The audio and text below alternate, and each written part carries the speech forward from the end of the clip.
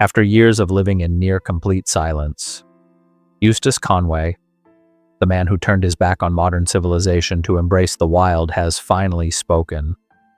For decades, his life in the Appalachian mountains was shrouded in mystery. Few outside of Turtle Island Preserve truly understood the challenges he faced or the lessons he hoped to teach. Now, after years of quiet observation, he has broken his silence. What he revealed is not just a reflection on his personal journey, but a warning for humanity, a perspective shaped by isolation, hardship, and a lifetime of listening to the natural world, a life rooted in the wild Eustace. Conway built his life from the ground up, constructing homes, barns, and outdoor classrooms entirely by hand.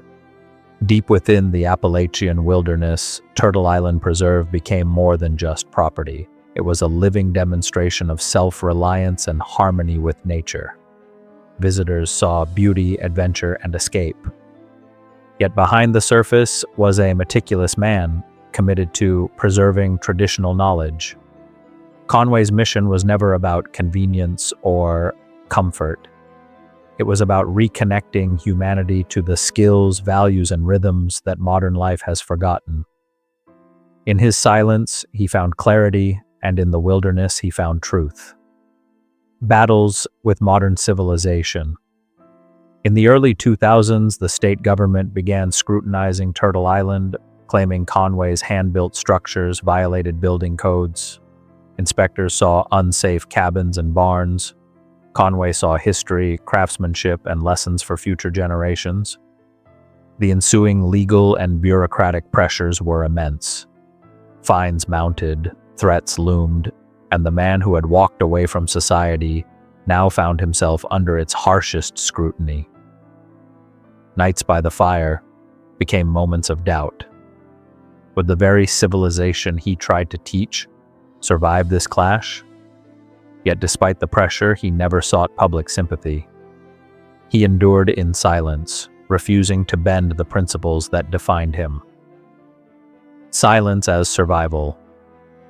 Conway's years of quiet weren't signs of weakness. They were survival.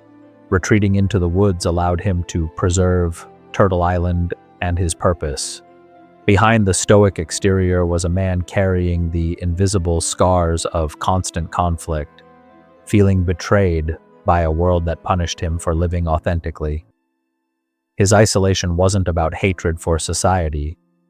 It was about observing it deeply. Silence became a shield, a way to endure, reflect, and survive without compromising the principles he held sacred. In those solitary moments, he developed insight few could ever hope to achieve, blending resilience with profound empathy for the natural world. Observing humanity. When Conway finally spoke, he revealed a truth that startled listeners. His isolation wasn't escape, it was observation. He explained that Turtle Island was intended as a living classroom, a place to teach humanity forgotten lessons. Instead, many visitors treated it as a spectacle, snapping photos without understanding the deeper message. Years of solitude allowed him to witness not only environmental changes, but the spiritual decay of society. Nature became a mirror for humanity, showing him honesty, resilience, and decay in ways people could not see. Every conversation with trees, rivers, and animals carried lessons louder than words could express. Listening to the Earth, Conway described how silence became a dialogue with the earth. Birds' songs, river currents, and the rhythm of the seasons spoke truths that humans often ignored. He watched patterns shift, noticing signs of environmental and spiritual decline. For him, listening was as important as speaking, perhaps more so. "The further we get from nature, the further we get from ourselves," he said. In his quiet years, he found clarity, sharpening his mind while deepening his solitude. This connection to the natural world became both teacher and sanctuary, guiding his reflections on humanity, its failings, and the urgent need to reconnect with the planet. A warning to the world now. After decades of silence, Conway speaks not to complain, but to warn. He emphasizes that the world has changed, but not for the better. Civilization races forward while forgetting the values and rhythms that sustain life. His voice, shaped by years of listening and solitude, carries weight far beyond his personal story. Conway urges people to start paying attention, to learn from the lessons the wilderness continues to offer. The silence he once embraced could become a symbol of universal loss if ignored. Every word he shares now is an attempt to awaken humanity before it's too late. Childhood shadows. Few knew that Conway's journey into the wilderness was also a quest to heal old wounds. His father was strict and demanding, believing that discipline and control were the only paths to character. Young Eustace struggled under this weight, feeling that nothing he did was ever enough. Criticism replaced pride, leaving emotional scars that shaped his worldview. Seeking acceptance, he found it not in people but in the natural world. The woods became a place where effort and skill were recognized, where failure didn't define him. This childhood foundation propelled him into a life of self-reliance and deep communion with nature. Listening before. Speaking Conway's return to public discourse emphasizes the importance of listening first. He spent years observing without interference, absorbing lessons from the land, the seasons, and the creatures around him. In a world that often values speed over understanding, his approach is radical.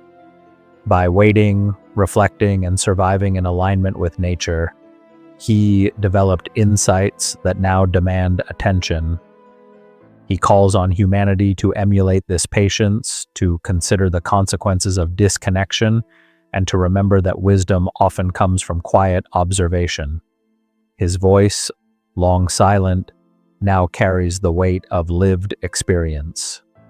The message of Turtle Island. At its core, Turtle Island Preserve represents a warning and a hope. Conway's decades in the wilderness were about preserving knowledge, teaching resilience, and understanding life on its most fundamental level. His silence, now broken, carries a profound message. Humanity must learn to coexist with nature, respect its lessons, and recognize the cost of disconnection. Every tree, river, and creature he observed has a story, a signal, and a warning. Through his life, he reminds us that listening is the first step toward healing, both for ourselves and the world we inhabit. Conclusion. Words that matter. Eustace Conway's emergence from decades of silence is more than a personal revelation. It is a call to consciousness. His life in the Appalachian wilderness embodies freedom, struggle, and insight. Every hardship, observation, and reflection has been preparation for this moment. By sharing his experiences, he invites humanity to listen, learn, and act before it is too late. The lessons of Turtle Island Preserve are urgent. Respect nature, reconnect with lost knowledge, and value silence as much as speech. Conway's voice, shaped by isolation and clarity, is a reminder that the world can change, but only if we start paying attention.